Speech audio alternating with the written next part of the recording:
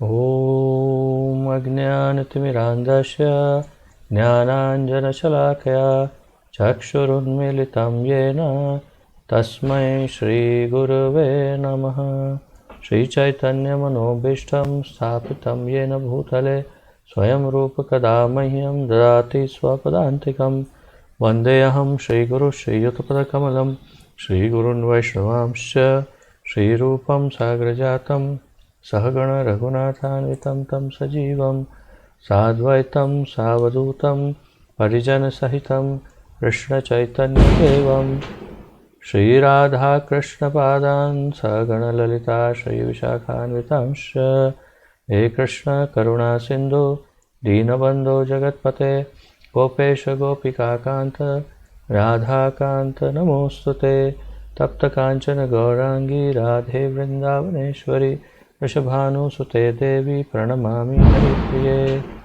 वाञ्छाकल्पतरुभ्यश्च कृपासिन्धुभ्य एव च पतितानां पावनेभ्यो वैष्णवेभ्यो नमो नमः। अनन्तकोटिवैष्णववृन्द की जय। नमः ॐ विष्णुपादाय कृष्णप्रेष्ठाय भूतले श्रीमते जयपताका स्वामिन् इति नामिने।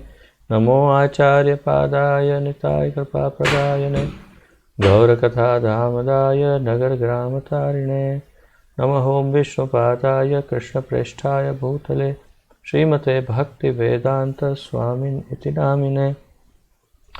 नमस्ते सारस्वते देवे गौरवाणी प्रचारिणे निर्विशेषशून्यवादी पाश्चात्यदेशतारिणे।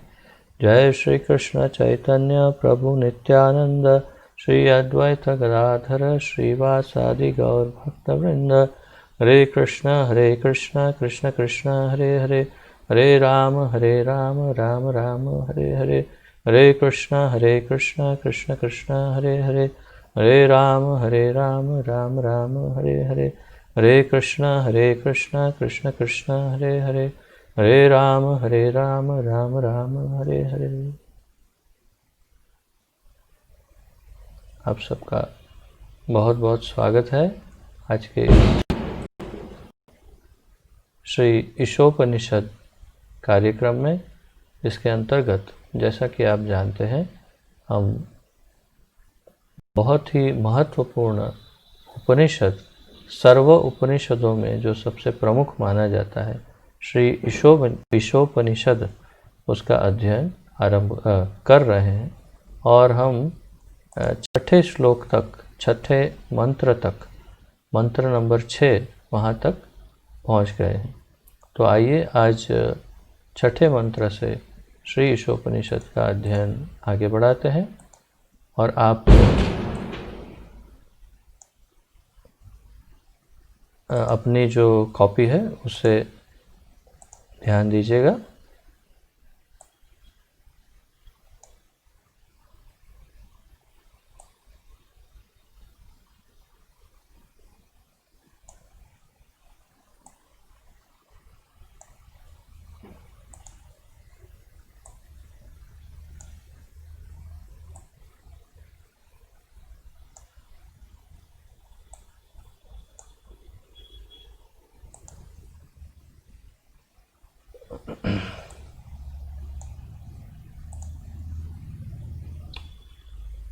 श्री ईशोपनिषद मंत्र 6।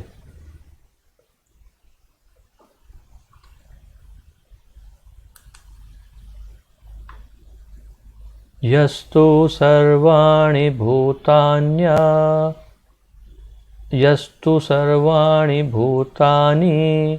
आत्मन्येवानुपश्यति सर्वभूतेषु चात्मानं ततो न विजुगुप्सते। यस्तु सर्वाणि भूतानि आत्मन्येवानुपश्यति सर्वभूतेषु चात्मानं ततो न विजुगुप्सते। एक एक शब्द का अर्थ देखते हैं। यह जो, तू लेकिन, सर्वाणि समस्त, भूतानि जीवों को, आत्मनि परमेश्वर के संबंध में एव केवल अनुपश्यति नियमित ढंग से देखता है, सर्वभूतेषु समस्त जीवों में च तथा आत्मानं परमात्मा को ततः तत्पश्चात नहीं विजुगुप्सते,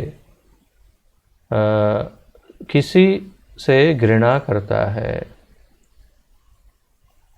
अनुवाद। तो आप जानते हैं कि श्री ईशोपनिषद का अनुवाद, तात्पर्य, ये सब हमारे पतित पावन अभय चरणारविंद भक्तिवेदांत स्वामी श्रील प्रभुपाद जी ने दिया है। श्रील प्रभुपाद की जय। जो प्रत्येक वस्तु को परमेश्वर के संदर्भ में देखता है, जो समस्त जीवों को उनके अंश रूप में देखता है, तथा जो परमेश्वर को प्रत्येक वस्तु के भीतर देखता है, वह कभी भी किसी वस्तु से या किसी जीव से घृणा नहीं करता। जो अर्थात जो व्यक्ति या जो भक्त या जो मनुष्य प्रत्येक वस्तु को परमेश्वर के संदर्भ में देखता है। अब यहाँ पर आप इस अनुवाद को हम दो हिस्सों में बांटते हैं कि एक व्यक्ति एक वस्तु को देखता है और एक जीव को देखता है। जीव को देखने का उसका एक नज़रिया अलग है, वस्तुओं को देखने का नज़रिया अलग है।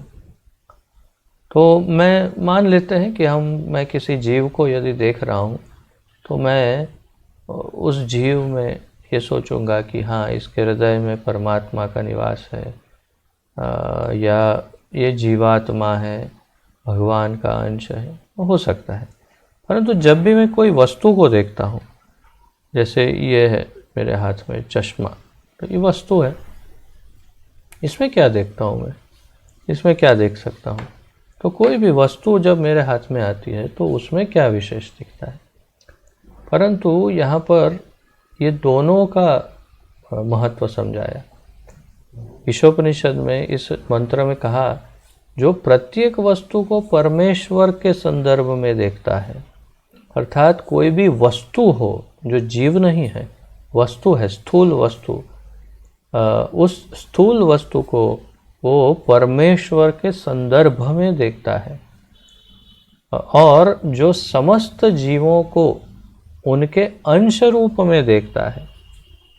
तो दूसरा पॉइंट कि सभी जीवों को जिन्हें भी देखता है, कोई भी जीव हो, मनुष्य ही जरूरी नहीं, मनुष्य हो या कोई भी जीव हो, उन्हें भगवान के या परमेश्वर के अंश के रूप में देखता है। तथा जो परमेश्वर को प्रत्येक वस्तु के भीतर देखता है, वह कभी भी किसी भी वस्तु, ये क्षमा कीजिए, वह कभी भी किसी वस्तु से या किसी जीव से घृणा नहीं करता। तो 3 पॉइंट हुए मुख्य। एक तो व्यक्ति जो है वो वस्तुओं को देखता है परमेश्वर के संदर्भ में। संदर्भ का क्या अर्थ है? संदर्भ का अर्थ यहाँ पर है कि जो जैसे हमने ये ब्रह्म संहिता में अच्छी तरह से जानकारी प्राप्त की कि भगवान अणु अणु के अंदर प्रविष्ट होकर के वे रहते हैं। तो जो ज्ञानी है अर्थात या भक्त है, जो उसे ये ज्ञान अवश्य होता है कि भगवान अणु अणु के अंदर है। तो उसके आसपास जितनी भी वस्तु है निर्जीव, वो सभी वस्तुओं में भी भगवान को देखता है। एक तो ये बात है कि ये सभी अणु अणु के अंदर भगवान है। ये एक एहसास, एक चेतना उसकी हमेशा रहती है, रहनी चाहिए।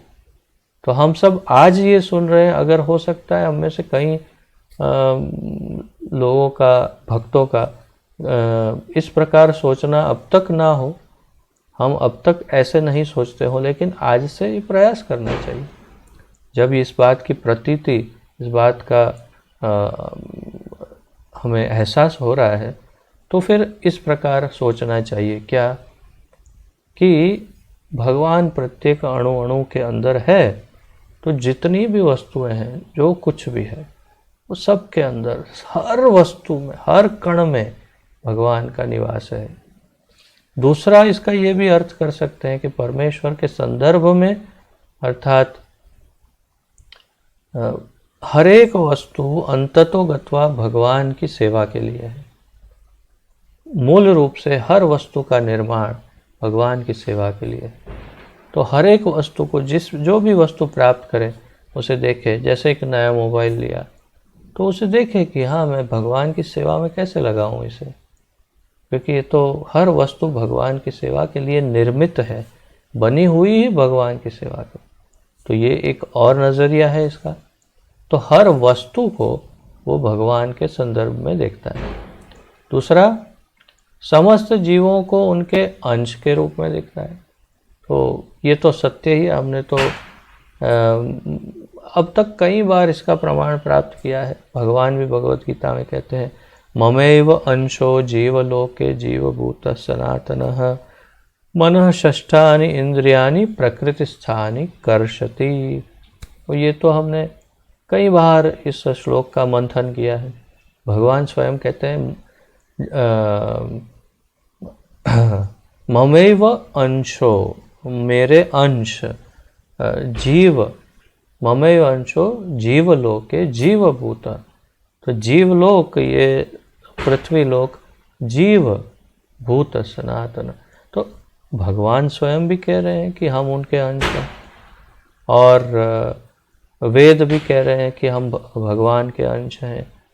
आचार्य भी ये कहते हैं कि हम भगवान के अंश हैं। तो बहुत स्पष्ट है, हम भगवान के अंश हैं। ठीक है, तो फिर हम जीव अगर भगवान के अंश है, अर्थात हर जीव भगवान का अंश है, चाहे वो मनुष्य हो, काला गोरा मनुष्य हो, बुद्धिमान बुद्धिहीन मनुष्य हो, बूढ़ा जवान हो, या फिर वो कोई पशु हो, पक्षी हो, या जलचर हो, या बैक्टीरिया हो, या वायरस हो।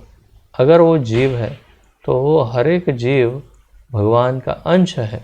उस रूप में इतना कम से कम एहसास होना चाहिए। तो भगवत गीता में एक और श्लोक में भगवान कहते हैं कि पंडित किसे कहते हैं? पंडित अर्थात ज्ञानी, विद्वान। तो विद्वान किसे कहते हैं? विद्वान कौन है? शुनि चैव स्वपाके च पंडिता समदर्शिनः। तो what is, how does that start? किसी को कैसे स्टार्ट होता है ये? यस, तापस प्रभु। हरे कृष्ण प्रभु जी, दंडवत प्रणाम दर्शन। 5.18 विद्या विनय संपन्न ब्राह्मण्य गादिवस्ती ने। एक्सलेंट, वेरी गुड, बहुत सुंदर। ये इसी प्रकार का अध्ययन होना चाहिए। इस प्रकार के अध्ययन से मैं अत्यंत प्रसन्न भी हूँ और प्रभावित भी हूँ। श्लोक नंबर के साथ आप बोल पा रहे हैं, ये बहुत ही सुंदर है। तो तापस प्रभु का कहना है कि 5वें अध्याय का 18वां श्लोक है, विद्या विनय संपन्ने ब्राह्मणे गविहस्तिनि शुनि चैव स्वपाके च पंडिता समदर्शिना।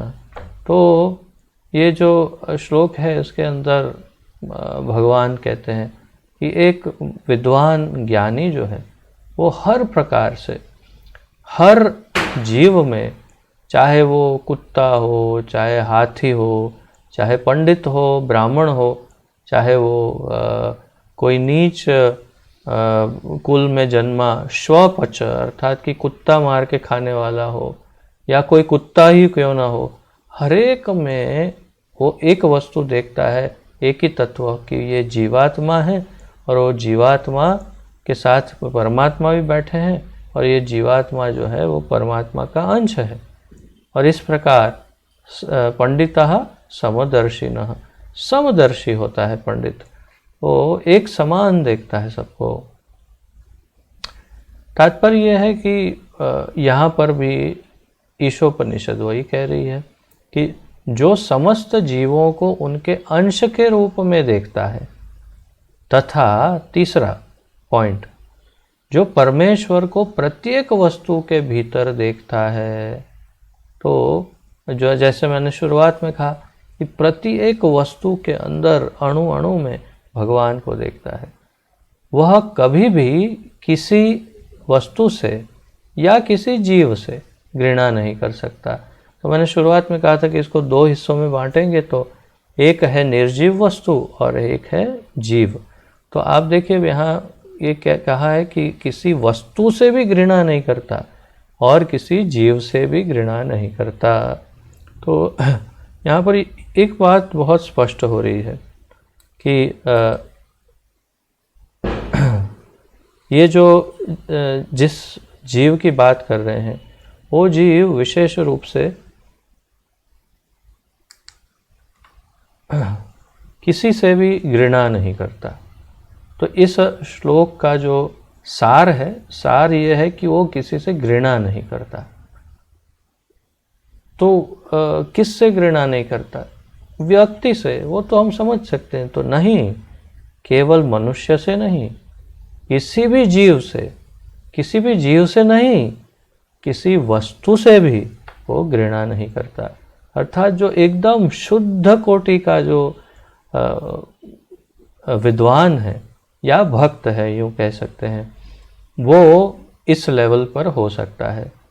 तो जो प्रत्येक वस्तु को परमेश्वर के संदर्भ में देखता है, जो समस्त जीवों को उनके अंश रूप में देखता है, तथा जो परमेश्वर को प्रत्येक वस्तु के भीतर देखता है, वह कभी भी किसी वस्तु या किसी जीव से घृणा नहीं करता। तो मूल रूप से इस पूरे श्लोक का सार ये है कि घृणा करनी ही नहीं है, किसी से भी घृणा नहीं करनी है, किसी वस्तु से भी घृणा नहीं करनी है, न वस्तु से, न व्यक्ति से, न जीव से, किसी से भी नहीं। तो अर्थात सबसे त्याज्य वस्तु, अर्थात जिसका त्याग करने योग्य है, वो है घृणा। तो हमें घृणा छोड़नी है, वो मुख्य बात है, इसका सार। अब तात्पर्य में प्रभुपाद जी के शब्दों में देखते हैं। प्रभुपाद जी समझाते हैं, यह महाभागवत अर्थात उस महापुरुष का विवरण है जो हर वस्तु को भगवान के संदर्भ में देखता है। तो यहाँ स्पष्ट कर दिया प्रभुपाद जी ने कि ये वर्णन महाभागवत या सर्वोत्तम भक्त का है, क्योंकि केवल एक भक्त ही इस प्रकार बिल्कुल अपने आप को किसी से भी बिना घृणा किए हमेशा के लिए स्थिर रख सकता है। उतना ही नहीं, भक्त इससे एक कदम और आगे होता है। वो घृणा तो नहीं करता बल्कि सबसे प्रेम करता है। ये उसका एक अतिरिक्त बहुत ही स्पेशल गुण होता है। तो ये महाभागवत अर्थात उस महापुरुष का विवरण है जो हर वस्तु को भगवान के संदर्भ में देखता है। अब यहाँ पर तात्पर्य में प्रभुपाद जी जो तीन अधिकारी है, कनिष्ठ, मध्यम और उत्तम, उन अधिकारियों का पूरा विवरण देंगे। ये हम वैसे तो कई बार स्टडी कर चुके हैं, परंतु फिर भी आज आप इसके अलग से फिर से नोट्स लिख सकते हैं। तो पहले तो महाभागवत भक्त की बात की, या तो महाभागवत अर्थात उत्तम अधिकारी की बात कर रहे हैं, और वो आगे अपने आप ही समझाएंगे। तो महाभागवत अर्थात उस महापुरुष का विवरण है जो हर वस्तु को भगवान के संदर्भ में देखता है। हर वस्तु को, जो भी है, जीव है या व्यक्ति है, वस्तु है, भगवान के संदर्भ में ही देखता है। तो संदर्भ में अर्थात with reference to, in reference, अंग्रेजी में कहते हैं। संदर्भ अर्थात जैसे उसका क्या रिश्ता है, यूँ जैसे ये पेन है, लेखनी हिंदी में कहते हैं। तो ये पेन को जब ये विद्वान देखता है, महाभागवत भक्त, तो सोचता है कि ये भगवान की बहुत ही अद्भुत सेवा के लिए बनी है, इससे मैं बहुत सुंदर सुंदर वस्तु लिख करके भगवान को प्रसन्न करूँगा, या किसी भी तरह भगवान की सेवा में इसका उपयोग करूँगा। मैं क्या इसका करूँ जिससे भगवान प्रसन्न हो जाएंगे। हर वस्तु में उसका यही विचार होता है, और सबका अलग अलग विचार होता है। एक सामान्य मनुष्य का विचार है, पेन है, लिखेगा, कुछ भी लिख सकते हैं जो लिखना है। और एक बच्चे का विचार आएगा कि मैं इसके एग्ज़ाम पेपर अच्छा लिख सकता हूँ, ये अच्छी पेन है, लाओ मैं रखूँगा। इस प्रकार हर एक व्यक्ति का हर स्थिति में उसका नज़रिया अलग होगा, परंतु महाभागवत का नज़रिया होगा, जो भी वस्तु उसके हाथ में उसके पास है, उसे वो भगवान के संदर्भ में उसके बारे में सोचेगा कि कैसे मैं भगवान की सेवा में इसका उपयोग करूं। या फिर ये भी कि हर एक में भगवान है। तो परमेश्वर की उपस्थिति की अनुभूति की 3 अवस्थाएं हैं। परमेश्वर की उपस्थिति, भगवान उपस्थित है अर्थात हाजिर है, भगवान हाजिर है, उसकी अनुभूति की 3 अवस्था बताई है। कनिष्ठ अधिकारी अनुभूति की निम्नतर अवस्था में होता है। कनिष्ठ अधिकारी अनुभूति की निम्नतर अर्थात सबसे निचली अवस्था में होता है, परंतु कनिष्ठ अधिकारी भी भक्त होता है। तो ये तीनों कैटेगरी या तीनों जो लेवल बताए हैं, स्तर बताए हैं, ये तीनों भक्त के ही स्तर हैं। अर्थात ये नहीं समझना है कि ये किसी अभक्त की बात हो रही, नहीं, भक्त की ही बात है। और कनिष्ठ भक्त अर्थात सबसे निम्न लेवल पर, ऐसे हम सब, जैसे हमने अभी हमारी भक्ति का आरंभ किया है, तो हमारी जैसी सोच होती है और जिस प्रकार हमारा बर्ताव होता है उसे कनिष्ठ कहते हैं। तो हम कनिष्ठ अधिकारी अपने आप को कह सकते हैं। और कनिष्ठ अधिकारी क्या अनुभव करता है या उसकी क्या अनुभूति होती है, तो कनिष्ठ अधिकारी अनुभूति की निम्नतर अवस्था में होता है। वह अपनी धार्मिक आस्था के अनुसार किसी पूजा स्थल या मंदिर, गिरजाघर या मस्जिद में जाता है और वहाँ पर शास्त्रों के आदेश अनुसार पूजा करता है। तो ऐसा जरूरी नहीं है कि मंदिर जो जाता है वो कनिष्ठ ही है। कनिष्ठ मंदिर जाता है, पर जो मंदिर जाता है वो कनिष्ठ ही है, ये कभी जरूरी नहीं।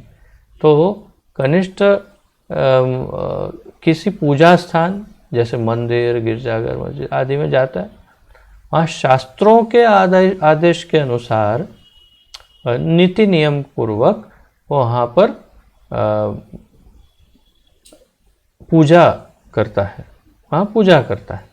तो प्रार्थना करता है, पूजा करता है, अर्चना करता है, जो भी है वो वहाँ पर करता है।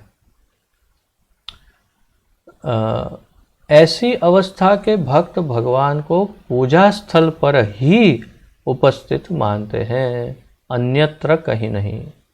तो कनिष्ठ अधिकारी का सबसे मुख्य लक्षण क्या है, आप नोट्स में लिख सकते हैं कि वो भगवान को केवल पूजा स्थान पर ही हाजिर मानता है, उपस्थित मानता है, अन्य स्थानों पर भगवान को नहीं मानता। अर्थात वो ये अगर सुना भी है उसने, हाँ सब जगह भगवान, तो भी वो इस प्रकार देख नहीं पाता है या सोच नहीं पाता है। उसकी सोच ये है कि भगवान केवल मंदिर में, मस्जिद में या गिरजाघर में या उस देवस्थान में है। वे न तो यह निश्चित कर पाते हैं कि भक्ति में कौन किस पद पर है, तो वो ये भी नहीं समझ पाता कि किसकी भक्ति किस लेवल पर है। मैं ये सब पढ़ रहा था तो मैं अपने आप को देखने लगा कि मैं कैसे सोचता हूँ या कैसे सोचता था। तो निश्चित रूप से जब नए जुड़े थे उसमें और अब में थोड़ा फ़र्क तो आया ही है, परंतु फिर भी मैं ये सोच रहा था कि जब नया नया जुड़ा तो मैं जिस प्रकार सब भक्तों को देखता था और उनके अंदर जो देखता था और उनके लिए जो मैं सोचता था उसमें, और आज मैं जिस प्रकार सब भक्तों को देखता हूँ और उनके विषय में सोचता हूँ और उनके अंदर जो गुण या अवगुण देखता हूँ उसमें काफ़ी अंतर है। तो तात्पर्य यह है कि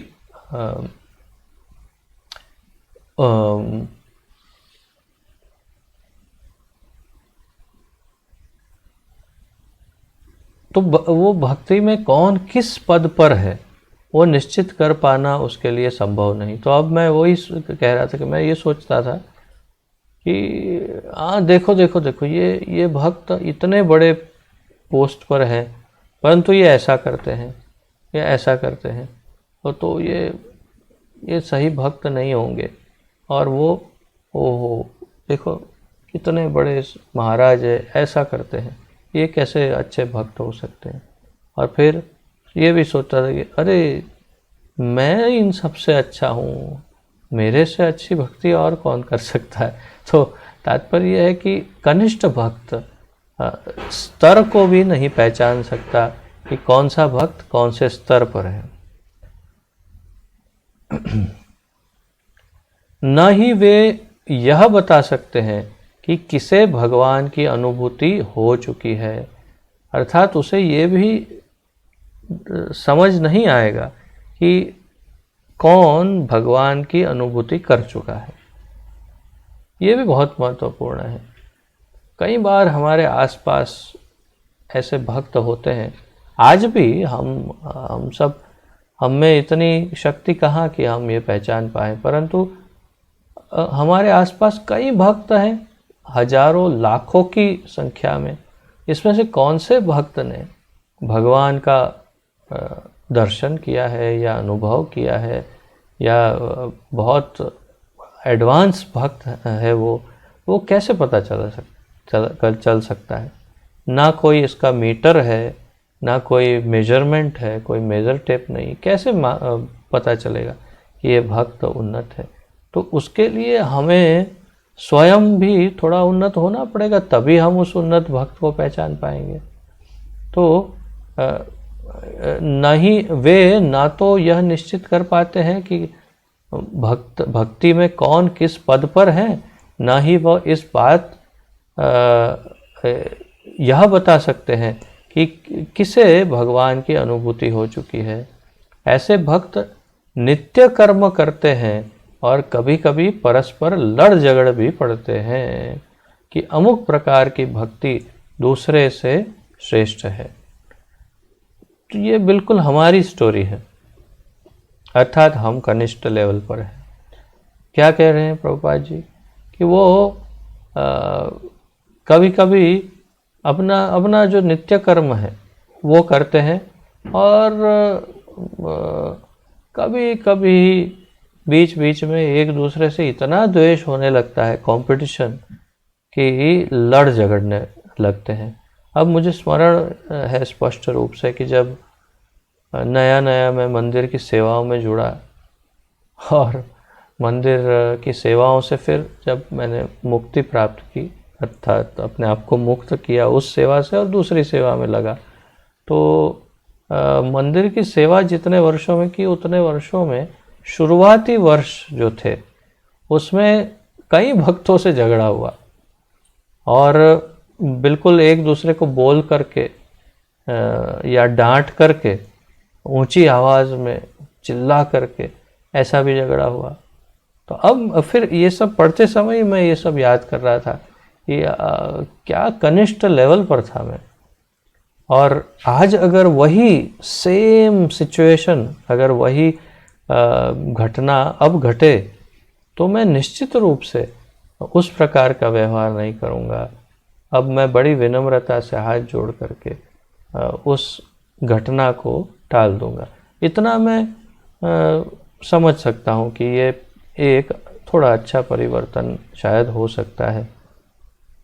मैं ओवर कॉन्फिडेंस में नहीं हूँ कि मेरा क्रोध और मेरी आध्यात्मिक उन्नति बहुत ज़्यादा, ऐसा कुछ नहीं कह रहा हूँ, परंतु अनुभव से धीरे धीरे, ज्ञान से और भगवान की कृपा से, तो उस समय उस लेवल पर था कनिष्ठता की कि लड़ झगड़ पड़ते थे किसी से, और वो भी किससे? भक्तों से ही। तो वही प्रभुपाद जी यहाँ पर स्पष्ट कर रहे हैं कि कभी कभी परस्पर लड़ झगड़ भी पड़ते हैं कि अमुक प्रकार की भक्ति दूसरे से श्रेष्ठ है, और आध्यात्मिक झगड़े भी होते हैं कि ये बहुत बढ़िया है, नहीं ये तो बिल्कुल बेकार है, आध्यात्मिक झगड़े। वास्तव में ये कनिष्ठ अधिकारी भौतिकवादी भक्त होते हैं। तो जो हम कनिष्ठ अधिकारी भक्त हैं, हम भौतिकवादी भक्त कहे जाते हैं। भौतिकवादी भक्त का क्या अर्थ है कि कैसे भी मूल में तो भक्त हैं, कृष्ण के ही भक्त हैं, परंतु भौतिकवादी है, अर्थात कि भौतिक जीवन में बहुत आनंद आता है, उसमें लगभग डूबे रहते हैं भौतिक जीवन में, उसे भौतिकवादी भक्त कहते हैं। और उनकी सोच भी भौतिक होती है, जो भी करते हैं अंततोगत्वा भौतिक कारण से करते हैं। जैसे हमारे कई ऐसे उदाहरण भी हैं। हमारी संस्था इतनी विशाल सागर जितनी बड़ी संस्था है, पूरे विश्व के कोने कोने में फैली हुई है, तो स्वाभाविक है हर प्रकार के लोग होंगे। तो ऐसे भी हम लीडरों को देखते हैं कि जो बड़ी बड़ी पोजीशन पर हो, परंतु फिर बाद में सामने आता है कि उनका ध्येय जो है वो आध्यात्मिक नहीं था, और कुछ उल्टा सीधा कार्य करते हैं, फिर पकड़े जाते हैं या जो भी होता है, और फिर या तो निष्कासित कर दिए जाते हैं या किसी प्रकार से मूवमेंट छोड़ देते हैं। परंतु जब उसकी तय तक जाते हैं तो ये स्पष्ट हो जाता है कि उनका उद्देश्य जो है वो संपूर्ण रूप से भौतिक था, दृष्टिकोण जो है वो भौतिक था, अर्थात भौतिक प्रसिद्धि, धन, ऐश्वर्य, शक्ति ये प्राप्त करने के लिए वो ये सब भक्ति का काम कर रहे थे। तो ये एक कनिष्ठ अधिकारी का सूचक है, परंतु फिर भी वो कनिष्ठ अधिकारी है, अर्थात फिर भी वो भक्त तो है ही। जो आध्यात्मिक स्तर तक पहुंचने के लिए भौतिक सीमा को लांघने का मात्र प्रयत्न करते रहते हैं, तो जो आध्यात्मिक स्तर तक पहुंचना और उसके लिए भौतिक सीमा को लांघने का प्रयत्न करते हैं, थोड़ा थोड़ा, बहुत तेजी से नहीं, थोड़ा थोड़ा प्रयत्न करते हैं, ये सब कनिष्ठ के लक्षण हैं। तो कनिष्ठ के लक्षण आप सबको स्पष्ट हो गए। कनिष्ठ के कितने सारे लक्षण गिनवाए, एक एक को आप देखेंगे तो पूरी लंबी नोट्स लिख सकते हैं। तो आपके पास वो मैंने सॉफ्ट कॉपी तो भेजी थी आप सबको व्हाट्सएप में, एक बार फिर से इसको पढ़ करके इसमें से नोट क्लियर बना लीजिएगा कि कनिष्ठ किसे कहते हैं। सबसे लंबी चर्चा कनिष्ठ की ही की है प्रभुपाद जी ने। क्यों? उसका भी कारण है, क्योंकि सबसे अधिक हम सब कनिष्ठ लेवल पर ही हैं अधिकतर, इसीलिए कनिष्ठ की चर्चा ज़्यादा की है। जिन्हें अनुभूति की दूसरी अवस्था प्राप्त हो चुकी होती है वे मध्यम अधिकारी कहलाते हैं। तो अब द्वितीय स्थिति या स्तर की बात कर रहे हैं, जिसे मध्यम अधिकारी कहते हैं। तो मध्यम अधिकारी क्या है? जिन्हें अनुभूति की दूसरी अवस्था प्राप्त हो चुकी है। तो अनुभूति की दूसरी अवस्था प्राप्त होने ये भक्त 4 श्रेणियों के बीच के अंतर को मानने वाले होते हैं। ये भक्त कौन होते हैं? जो 4 श्रेणियों के बीच अंतर है ये मानते हैं, अर्थात इसमें भेद है। कौन सी 4 श्रेणियों में? परमेश्वर एक, पहला है परमेश्वर, 2 भगवत भक्त, 3 वे अबोध जिन्हें भगवान का कोई ज्ञान नहीं, और 4 नास्तिक जो भगवान पर श्रद्धा नहीं रखते। तो और ये भक्ति करने वालों से घृणा करते हैं। अब देखिए एक एक को फिर से समझते हैं। ये भक्त, मध्यम अधिकारी भक्त 4 श्रेणियों में बांटे जाते हैं। अर्थात आप लिखिए मध्यम अधिकारी और फिर इसके नीचे एक टेबल बनाइए, इस तरह से उसके अंदर से 4 उसके हिस्से करिए, उसके नीचे ही पहले हिस्से में 1, फिर 2, फिर 3 और 4। पहला क्या है इसमें, तो ये 4 श्रेणी के बीच के अंतर को मानने वाले होते हैं। 4 श्रेणी के बीच अंतर मानते हैं ये मध्यम अधिकारी। कौन सी 4 श्रेणी के बीच अंतर मानते हैं? परमेश्वर के बीच और भगवत भक्त के बीच, भगवत भक्त के बीच और जिन्हें भगवान का कोई ज्ञान नहीं उनके बीच, और इनके बीच, और जो नास्तिक है उनके बीच। तो भगवान एक हैं, स्वयं परमेश्वर है। दूसरे भगवत भक्त हैं, जो भगवान के शुद्ध भक्त हैं। तीसरे तो वो है मूर्ख प्राणी, मूर्ख जीव जिन्हें भगवान का कोई ज्ञान ही नहीं। और चौथे नास्तिक, जो भगवान पर श्रद्धा नहीं रखते और भक्ति करने वाले से घृणा करते हैं। तो ये चौथे जो है नास्तिक, उनके बारे में वो अलग। तो क्यों यहाँ ऐसा बताया? ये क्या इन चारों के बीच में अंतर करना नहीं चाहिए? मध्यम अधिकारी इन चारों के बीच में अंतर करता है कि भगवान अलग हैं, उसके भक्त, शुद्ध भक्त अलग हैं, फिर वो लोग अलग हैं जो भगवान के बारे में कुछ नहीं जानते, और वो अलग हैं जो भगवान से घृणा करते हैं, नफरत करते हैं, और जिन्हें हम नास्तिक कहते हैं। तो ये चारों में अंतर नहीं करना चाहिए क्या? एक सबको एक समान ही उनके साथ व्यवहार करें और एक समान ही होता है? नहीं, स्वाभाविक है कि 4 में अंतर तो करना ही होगा, परंतु ये केवल मध्यम अधिकारी करता है अंतर। शुद्ध अर्थात मैं ये कहना चाहता हूँ कि उत्तम अधिकारी ये अंतर को भी नहीं पहचानता, वो आगे प्रभुपाद जी समझाएंगे। परंतु तो मध्यम अधिकारी कनिष्ठ से कहीं ज़्यादा एडवांस है। कनिष्ठ अधिकारी के जो दुर्गुण है या फिर अविकसित गुण है, ऐसे कहेंगे तो ज़्यादा अच्छा रहेगा कि कनिष्ठ अधिकारी के जो अविकसित गुण है वो सब गुण इसमें विकास प्राप्त करते हैं मध्यम अधिकारी में, और जो दुर्गुण है जिसमें कनिष्ठ अधिकारी में, उसमें कुछ हद तक इसमें सुधार हो जाता है मध्यम अधिकारी। और मुख्य, सबसे मुख्य कि कनिष्ठ अधिकारी केवल मंदिर में ही भगवान को देखते हैं और बाकी तो दुनियावी जीवन जीते हैं, भौतिक जीवन। परंतु मध्यम अधिकारी भगवान को सब जगह देख सकते हैं, परंतु भगवान और उनके भक्त और जो मनुष्य को कोई भगवान का ज्ञान नहीं हो और नास्तिक, ये 4 श्रेणियों में सबको देखते हैं। कौन? मध्यम अधिकारी। तो प्रभुपाद जी आगे समझाते हैं, हम स्टडी करते हैं।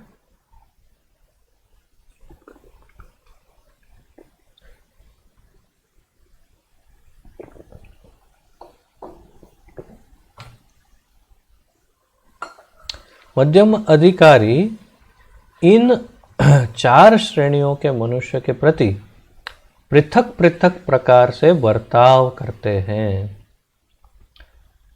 उत्तम अधिकारी देख सकता है कि ये 4 में डिफरेंस है, परंतु उसके बर्ताव में अंतर नहीं आता। परंतु मध्यम अधिकारी इन 4 से अलग अलग व्यवहार करता है, बर्ताव करता है, एक साथ एक समान नहीं।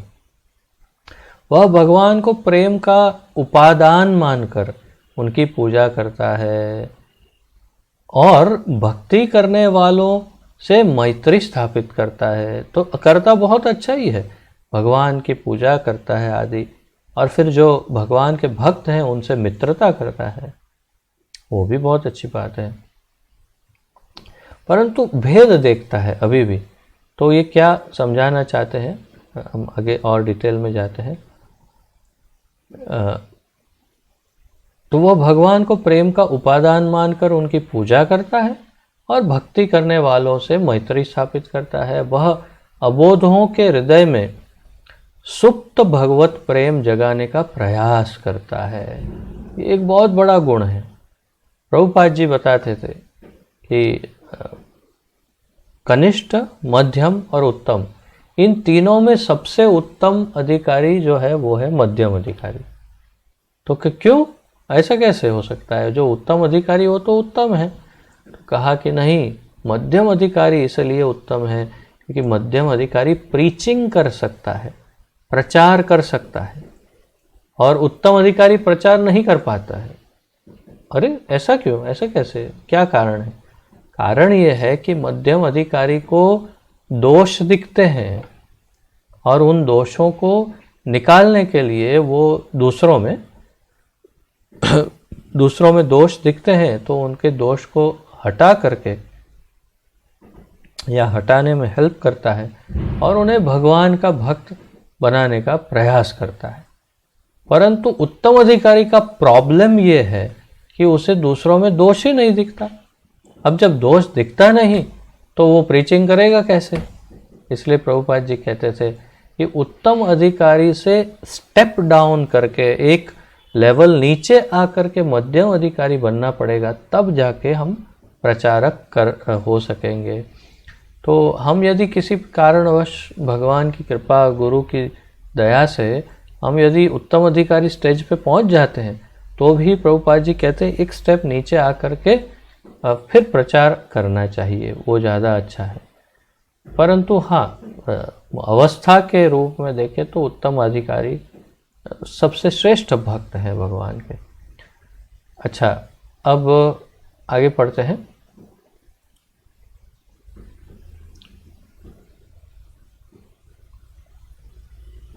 तो वह अबोधों के हृदय में सुप्त भगवत प्रेम जगाने का प्रयास करता है।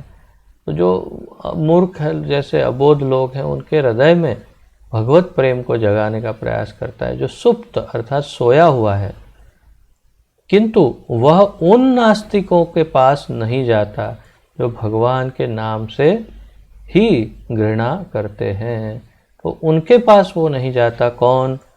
मध्यम अधिकारी की जो भगवान से घृणा करते हैं, उनके पास उनसे दूर रहता है जितना हो सकता है। तो ये थे मध्यम अधिकारी के गुण। और आगे कहते हैं उत्तम अधिकारी के बारे में।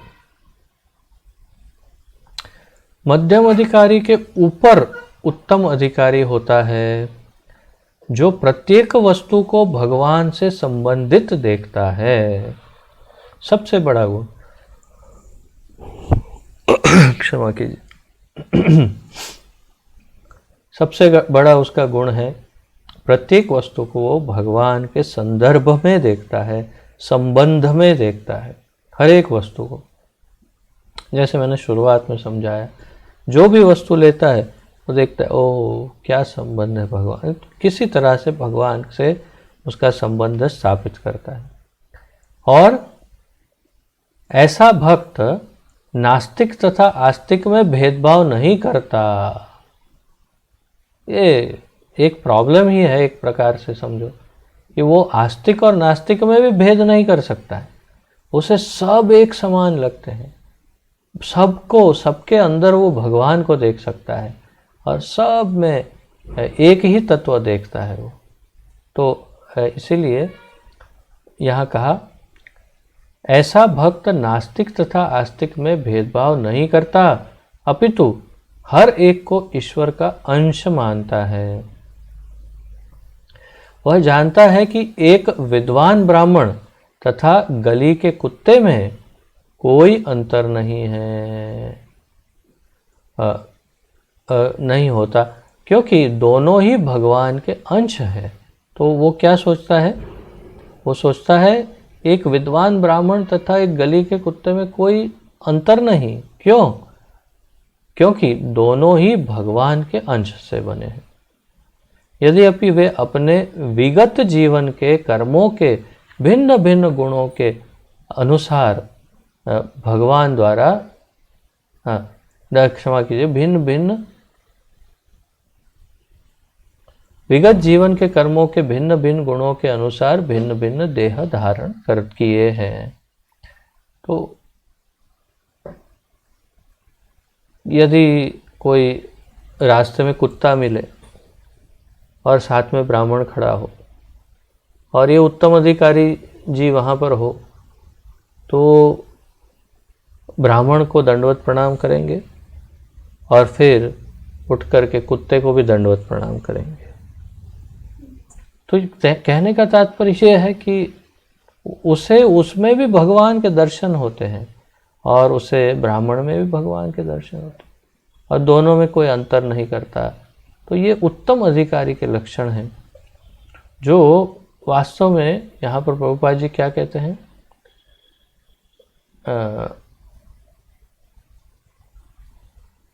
वो ये जानता है कि वो अपने अपने कर्मों के कारण ऐसा शरीर धारण किए हैं, परंतु मूल रूप से तो वो जीवात्मा ही है। और उससे भी अगर आगे बात करें तो मूल रूप से वो भगवान के अंश हैं सब जीव। तो इस भावना से वो सबको एक समान देखता है।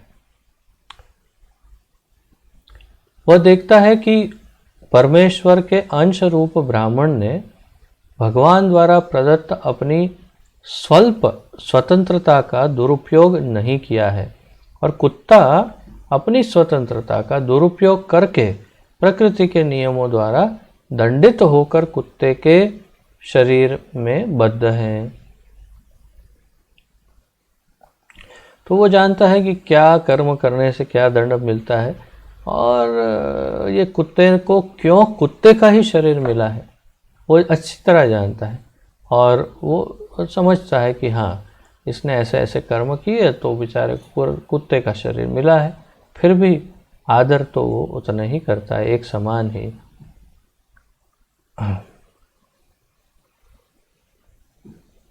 विचार किए बिना उत्तम अधिकारी दोनों का कल्याण करना चाहता है। ये विशेष लक्षण है कि उत्तम अधिकारी विचार किए बिना अहेतुकी अर्थात किसी हेतु के बिना वो सबका ही कल्याण करना चाहता है।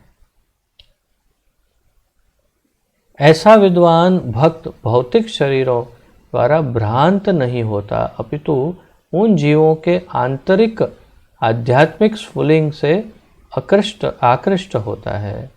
तो क्षमा कीजिए, ऐसे विद्वान भक्त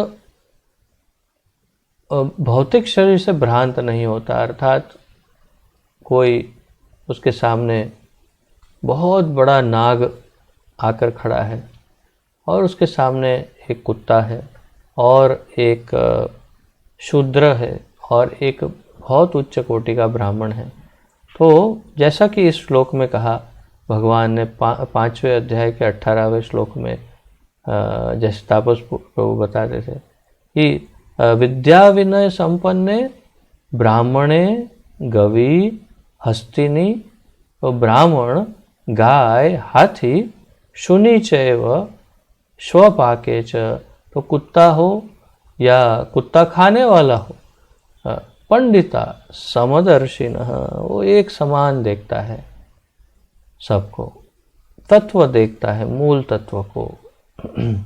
और ये आचरण में आता है, ये अर्थात केवल सोचता है नहीं या ज्ञान प्राप्त करता है नहीं, अपने आचरण में वो उसी तरह आचरण करता है। तो ऐसा विद्वान भक्त भौतिक शरीरों द्वारा भ्रांत नहीं होता, अपितु उन जीवों के आंतरिक आध्यात्मिक स्फुलिंग से आकृष्ट होता है। जो लोग एक रूपता या मित्रता के भाव का अतिक्रमण करके उत्तम अधिकारी का अनुकरण तो करते हैं, किंतु देहात्म बुद्धि के स्तर पर आचरण करते हैं। तो यहाँ पर प्रभुपाद जी क्या कह रहे हैं? जो लोग एक रूपता या मित्रता के भाव का अतिक्रमण करके, अर्थात मित्रता का भाव है, अतिक्रमण अर्थात तोड़ के आगे चले जाना, क्रम और अतिक्रम, क्रम नियम और अतिक्रम मतलब नियम भंग। तो अतिक्रमण करना अर्थात उसके पार चले जाना, रूल तोड़ के। तो जो लोग एक रूपता या मित्रता के भाव का अतिक्रमण करके उत्तम अधिकारी का अनुकरण तो करते हैं, क्षमा कीजिए, किंतु देहात्म बुद्धि के स्तर पर आचरण करते हैं, वे वास्तव में झूठे परोपकारी हैं। तो झूठे परोपकारी में और वास्तविक परोपकारी में क्या अंतर है, उसका यहाँ पर भेद समझाया है। विश्व बंधुत्व की धारणा उत्तम अधिकारी से सीखनी चाहिए, न कि किसी मूर्ख व्यक्ति से जो आत्मा या परमात्मा के विस्तार अंश को भी, जो सर्वत्र निवास करता है, ठीक से नहीं जानता। तो विश्व बंधुत्व की धारणा, यूनिवर्सल ब्रदरहुड अंग्रेजी में कहते हैं, विश्व बंधुत्व अर्थात सब मेरे भाई है, पूरे विश्व में हर एक मनुष्य मेरे भाई है। तो विश्व बंधुत्व की धारणा उत्तम अधिकारी से सीखनी चाहिए। उत्तम अधिकारी सिद्ध करता है अपने आचरण द्वारा कि उत्तम अधिकारी, क्षमा कीजिए, विश्व बंधुत्व किसे कहते हैं। तो ये पॉलिटिशियन को एक टॉन्ट मार रहे हैं प्रभुपाद जी यहाँ पर।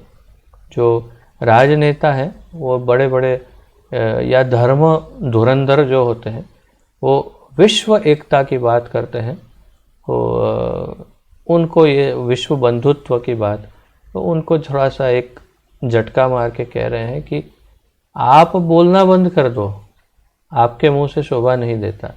एक उत्तम अधिकारी बोल सकता है कि विश्व बंधुत्व किसे कहते हैं। तो किसी मूर्ख व्यक्ति से जो आत्मा या परमात्मा के विस्तार अंश को भी सर्वत्र निवास करता है, ठीक से नहीं जानता।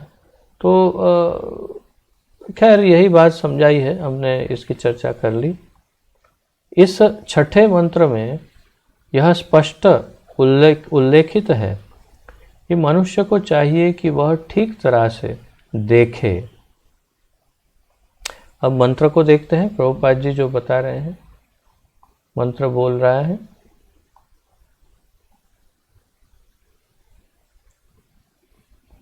यस्तु सर्वाणि भूतानि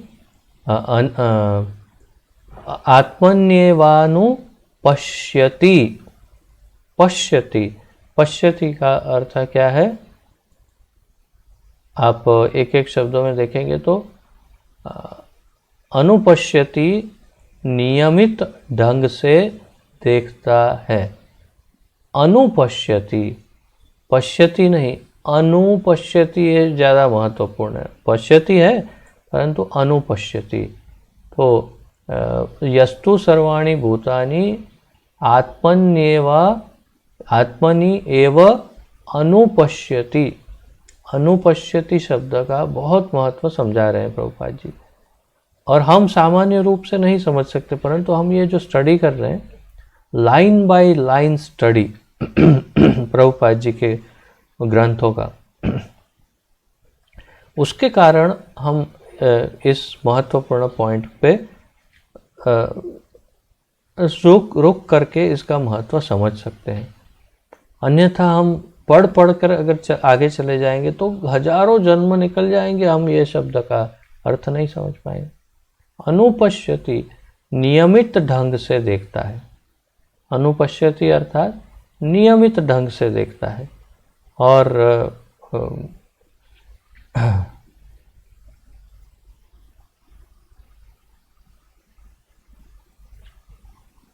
यहाँ पर क्या कह रहे हैं प्रभुपाद जी?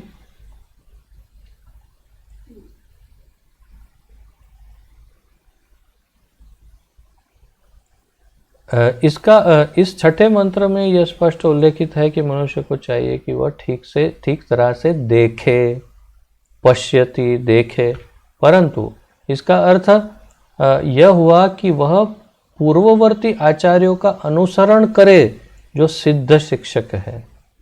इस प्रसंग में अनुपश्यन्ति अत्यंत उपयुक्त संस्कृत शब्द है। प्रभुपाद जी ये कह रहे हैं कि यहाँ पश्यति नहीं कहा, पश्यन्ति नहीं कहा, अनुपश्यति कहा या अनुपश्यन्ति, प्रभुपाद यहाँ ऐसा लिखते हैं। तो अनुपश्यति क्यों कहा, क्यों पश्यति नहीं? अनु का अर्थ क्या है? पश्यति अर्थात देखता है, अनुपश्यति अर्थात अनुसरण करता है, मतलब किसी का अनुसरण करता है। किसका? अपने गुरु का या पूर्ववर्ती आचार्यों का। तो अर्थात मूल रूप से वो अपने पूर्ववर्ती आचार्यों का अनुसरण जो करता है उसे अनुपश्यति कहते हैं। तो यहाँ फिर से पढ़ते हैं प्रभुपाद जी की भाषा में। इसका अर्थ ये हुआ कि वह पूर्ववर्ती आचार्यों का अनुसरण करे जो सिद्ध शिक्षक हैं। इस प्रसंग में अनुपश्यन्ति अत्यंत उपयुक्त संस्कृत शब्द है।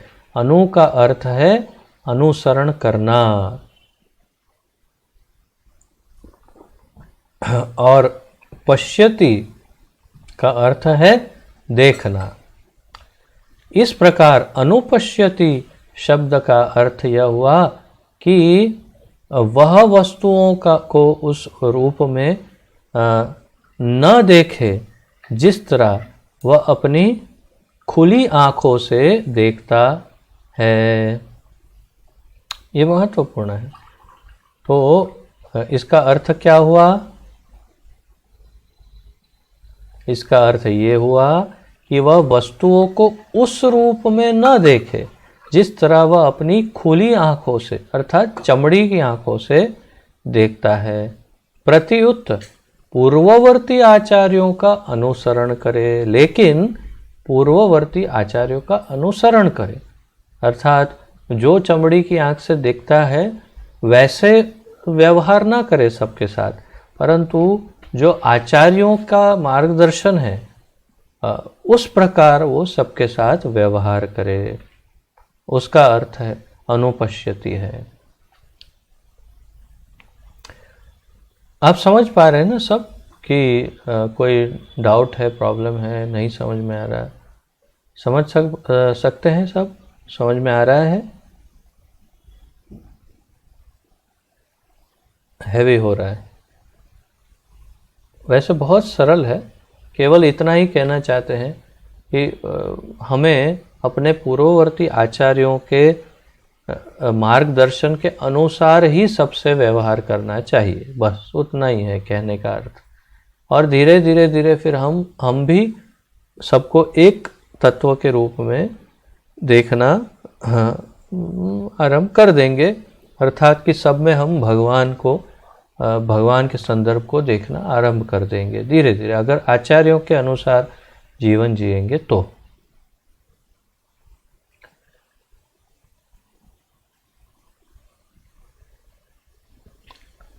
भौतिक दोषों के कारण आंखें किसी भी वस्तु को ठीक से नहीं देख पाती।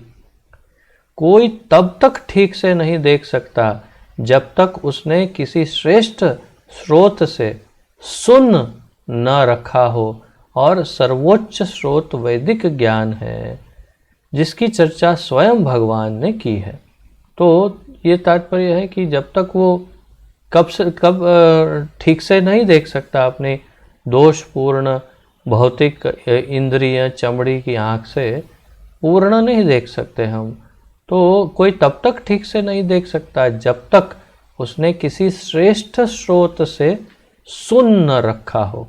अर्थात देखना कैसे है? कान से देखना है उसे, अर्थात पहले श्रवण करना है आचार्यों से, वेदों से, और फिर उस प्रकार सबको देखना है, जिसकी चर्चा स्वयं भगवान ने की है।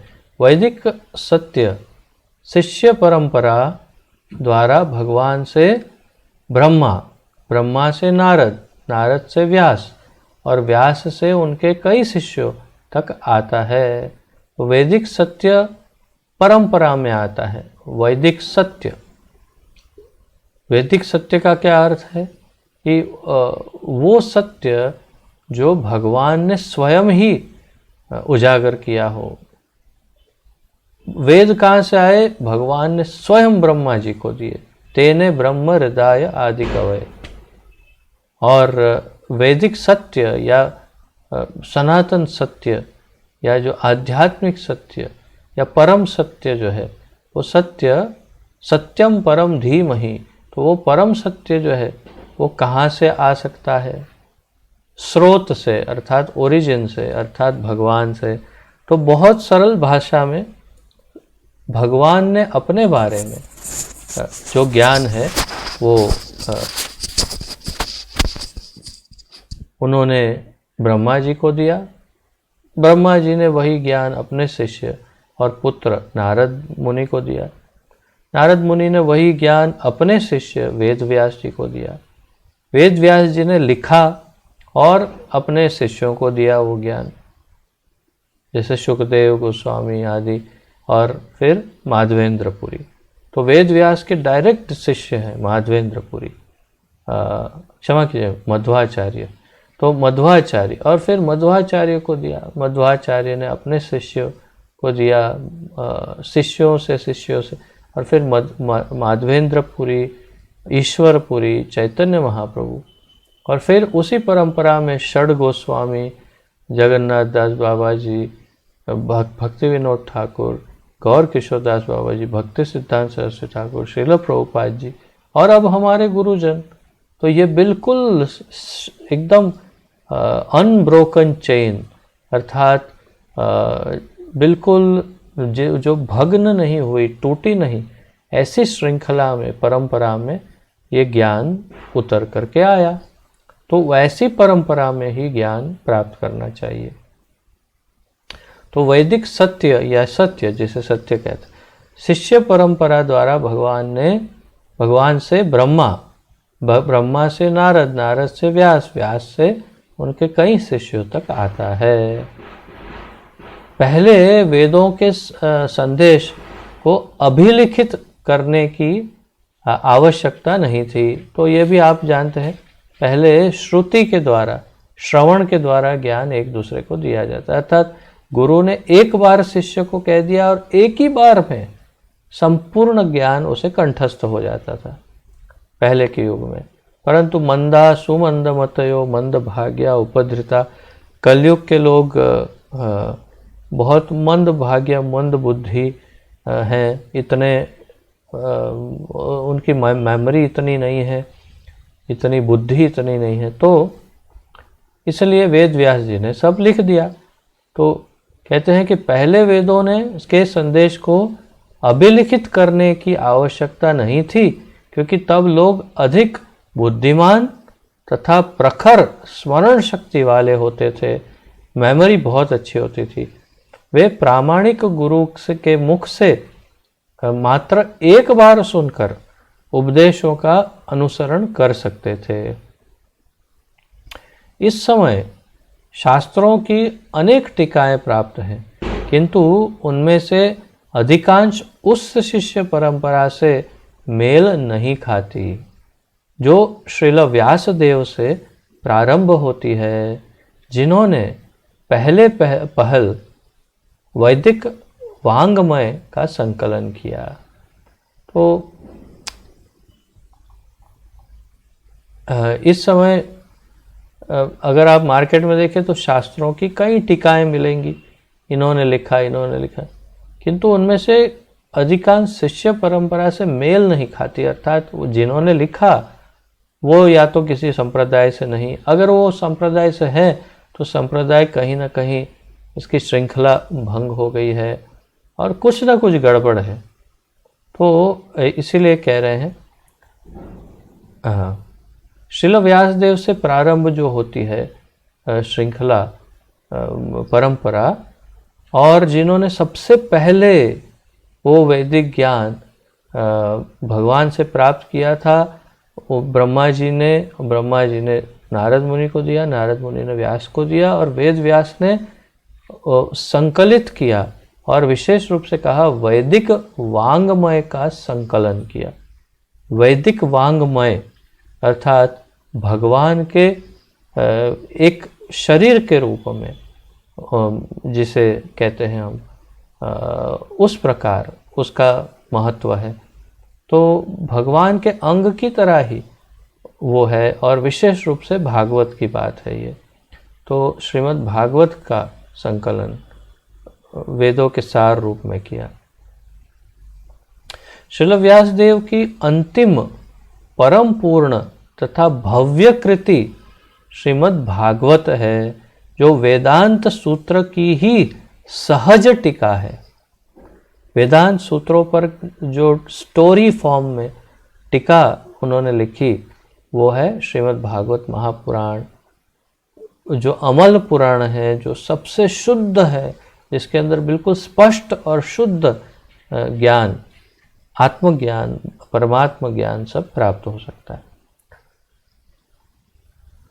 भगवद गीता भी एक कृति है। भगवद गीता भी एक कृति है। किसी ने बनाया तो किसने बनाया? जिसका प्रवचन स्वयं भगवान ने किया और व्यासदेव ने उसको लिपिबद्ध किया, अर्थात भगवान बोले और व्यास जी ने लिखा। ये अत्यंत महत्वपूर्ण शास्त्र हैं, और ऐसी कोई भी टीका जो भगवद गीता या श्रीमद् भागवत के सिद्धांतों के विपरीत है, अवैध है। तो यदि कोई भागवत या भगवद गीता के विपरीत कोई बात करते हैं तो वो अवैध बात है। उपनिषदों, वेदों, वेदांत सूत्र, भगवद गीता तथा मैं देखता हूँ कितना समय, हाँ थोड़ा ही है, और समय क्या हो रहा है? हाँ कर लेंगे, पूरा कर लेंगे। तो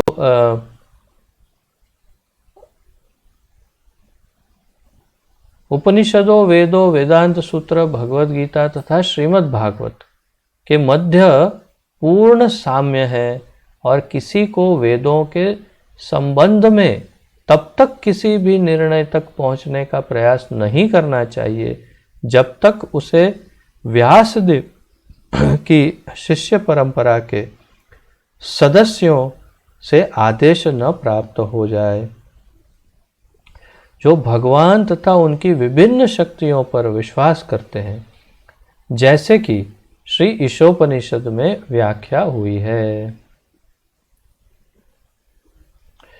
तो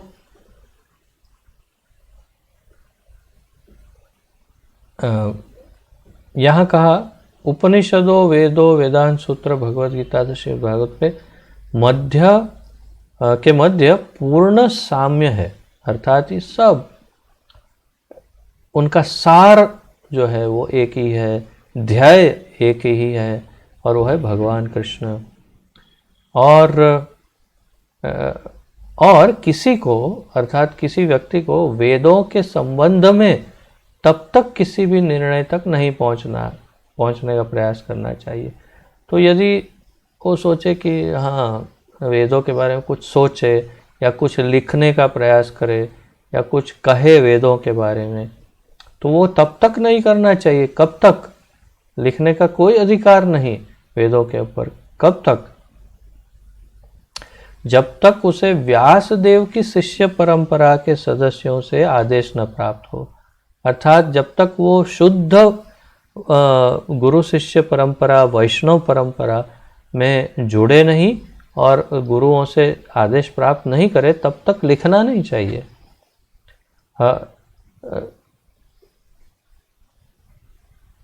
जो भगवान तथा उनकी विभिन्न शक्तियों पर विश्वास करते हैं, जैसे कि ईशोपनिषद में व्याख्या हुई, भगवत गीता के अनुसार 18.54 में 18.54 जो पहले से मुक्त पद ब्रह्मभूत पर आसीन है और प्रत्येक जीव को अपना ही भाई मानता है, वह उत्तम अधिकारी भक्त बन सकता है। तो भगवत गीता 18.54 में क्या कहा है? ब्रह्मभूत प्रसन्नात्मा न शोचति न कांक्षति समः सर्वेषु भूतेषु मद्भक्तिं लभते पराम। ब्रह्मभूत प्रसन्न आत्मा न शोचति न कांक्षति। तो इसका संदर्भ लेकर के, उसका रेफरेंस लेकर प्रभुपाद कहते हैं जो पहले से मुक्त पद ब्रह्मभूत पर आसीन है और प्रत्येक जीव को अपना ही भाई मानता है, वही उत्तम अधिकारी भक्त बन सकता है। भगवान कहते हैं समः सर्वेषु भूतेषु, सब के साथ एक समान है। मद भक्तिम लभते पराम, वो मेरी पराभक्ति पराम भक्ति को प्राप्त करने का अधिकारी है। तो वो है वैश्विक बंधुत्व जिसकी हमने चर्चा की शुरुआत की थी। ऐसी दृष्टि राजनीतिज्ञों को नहीं प्राप्त हो सकती।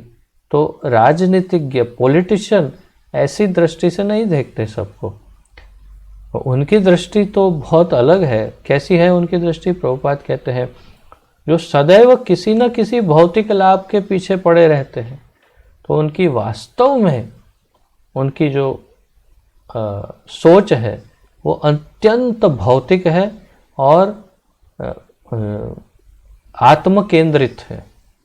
अर्थात वो केवल अपने बारे में सोचते हैं, भौतिक उपलब्धियों के बारे में सोचते हैं और उनकी सोच भौतिक है। इसलिए वो ऐसे नेता ऐसों के पास कुछ प्राप्त नहीं होगा।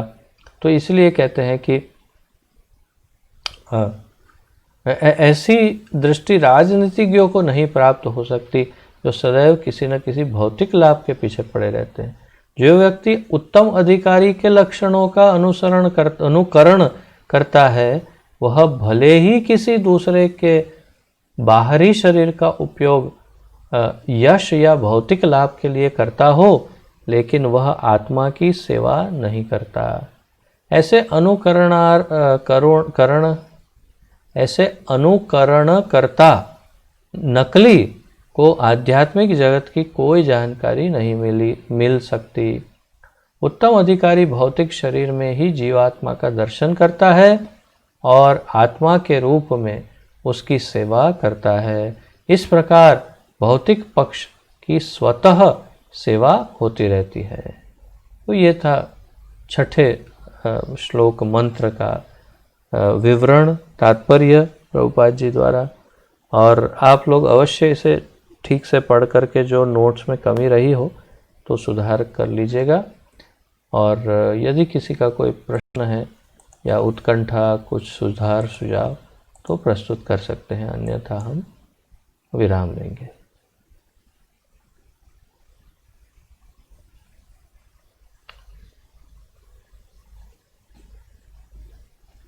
कोई प्रश्न नहीं? ठीक है, तो आशा है आप सब लोगों को समझ में आया होगा। फिर से एक बार इसका अनुवाद का पुनरावर्तन करते हैं और फिर विराम लेते हैं। जो प्रत्येक वस्तु को परमेश्वर के संदर्भ में देखता है, जो समस्त जीवों को उनके अंश रूप में देखता है तथा जो परमेश्वर को प्रत्येक वस्तु के भीतर देखता है, वह कभी भी किसी वस्तु से या किसी जीव से घृणा नहीं करता। तो वो व्यक्ति किसी से भी घृणा नहीं करता जो वास्तव में भगवान से प्रेम करता है एक प्रकार से, और सब में भगवान को देखता है। तो ये था आज का मंत्र। अब कल हम 7वें मंत्र से आरंभ करेंगे। आशा है कि सबको समझ में आ रहा है, और यदि एक बार फिर पूछ रहा हूँ, प्रश्न है तो पूछ सकते हैं, अन्यथा विराम लेते हैं।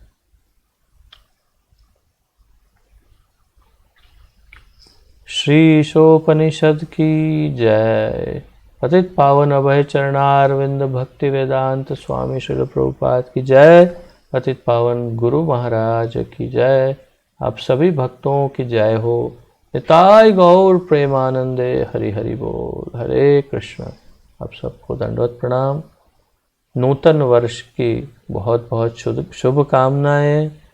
गोवर्धन पूजा, गो पूजा की बहुत सारी शुभकामनाएं और आशा है कि गिरिराज जी आपकी हर आध्यात्मिक इच्छा को पूरी करेंगे और आपका कल्याण हो। इसी मंगल कामना के साथ यहीं पर विराम लेते हैं। आप सबको दंडवत प्रणाम और आप सबका बहुत बहुत धन्यवाद।